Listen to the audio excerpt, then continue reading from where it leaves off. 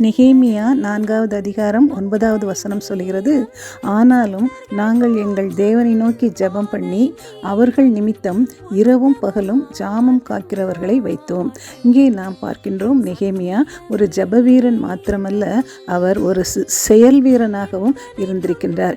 எனவே ஒரு புறம் ஜனங்கள் எல்லாரையும் தேவன் பக்கம் திருப்பி ஜெபம் பண்ண வைத்தாலும், அடுத்த பக்கத்திலே அவர் அந்த ஜனங்களை இரவும் பகலும் ஜாமம் காக்கிறவர்களாக அவர் நிறுத்தி வைக்கிறதை நாம் பார்க்கின்றோம்.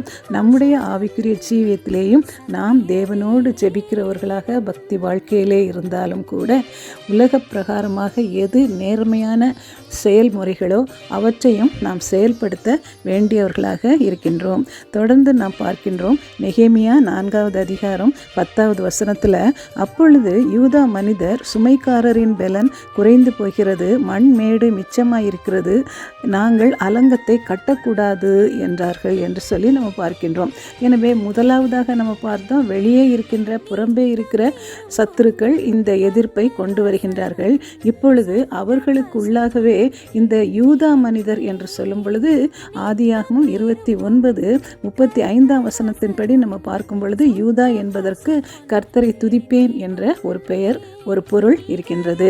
எனவே அந்த யூதா மனிதர்கள் இப்பொழுது சொல்கிறாங்க, எங்களுக்கு பலன் குறைஞ்சிருச்சு, மண்மேடு அதிகமாக இருக்கிறது, நாங்கள் அலங்கத்தை கட்டக்கூடாது என்று சொல்கிறாங்க.